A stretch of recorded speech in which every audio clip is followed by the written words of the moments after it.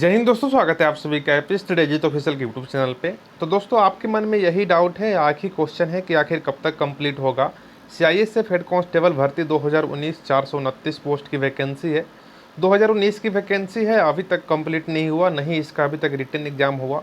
तो आखिर कब तक होगा इसका रिटन एग्जाम, इसका रिटन एग्जाम ना होने का रीज़न क्या है और भर्ती इतनी लंबी क्यों चली गई। 2019 की भर्ती 2022 हो गया लेकिन अभी तक कंप्लीट नहीं हुआ है। आज इसी पे डिस्कस करने वाले हैं, आज इसी पे चर्चा करने वाले हैं। बहुत सारे लोग डिमोटिवेट भी हो रहे थे, अपनी तैयारी सही ढंग से नहीं कर पा रहे थे। तो आज की इस वीडियो में उनको मोटिवेट भी करने की कोशिश करेंगे, किस तरीके से वो मोटिवेट रहें और अपनी जो स्टडी कंटिन्यू करें।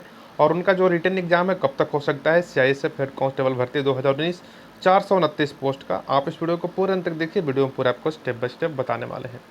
तो दोस्तों, जैसे कि आप सभी को पता है 2019 की भर्ती है जिसमें 429 पोस्ट के लिए नोटिफिकेशन जारी किया गया था।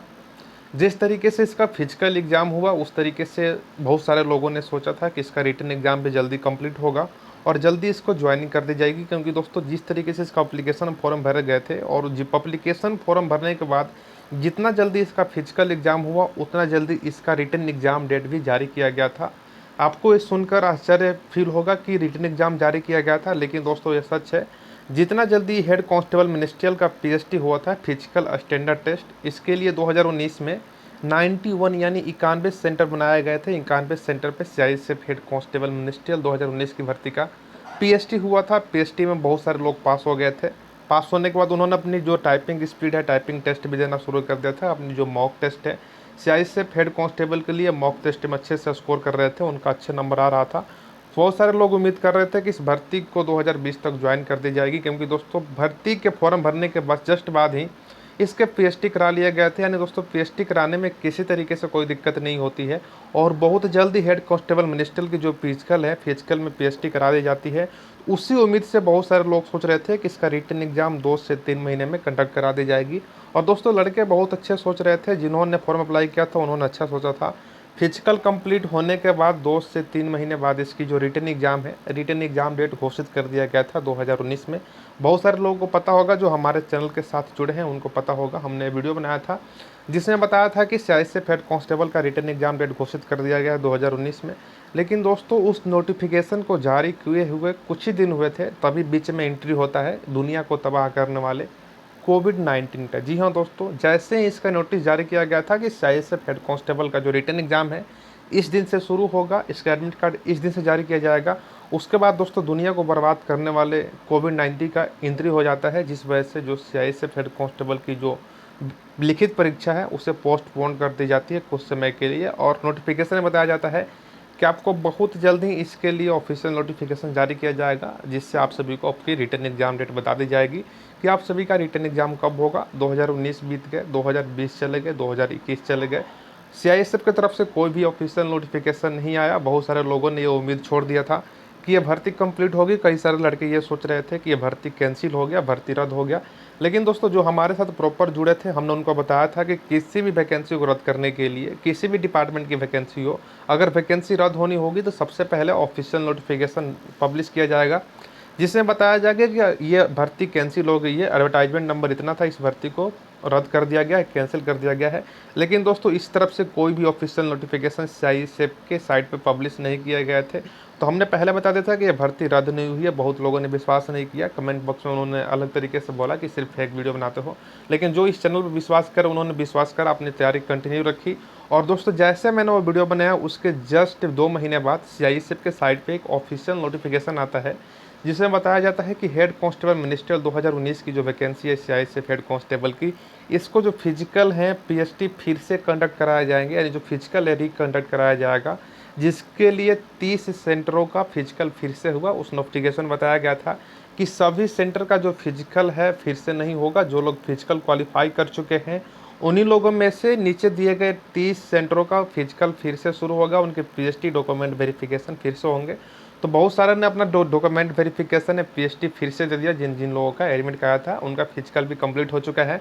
वो जो फिर से आप पीएचडी में क्वालिफाई हो चुके हैं, बहुत कम ही लोग बाहर हुए जिनके चेस्ट वगैरह कम थे, बाकी सभी लोग फिजिकल पास कर चुके थे। जो पहले पास कर चुके थे वो इस बार भी फिजिकल पास कर गए। कुछ लोग बाहर हो गए जिनके चेस्ट की वजह से कोई डॉक्यूमेंट उन्होंने मिस कर दिया। इस वजह से फिजिकल से दूसरी बार वो बाहर हो गए। उसके बाद दोस्तों लगातार एक ही कमेंट आ रहे हैं कि आखिर कब तक होगा हेड कांस्टेबल का रिटर्न एग्जाम।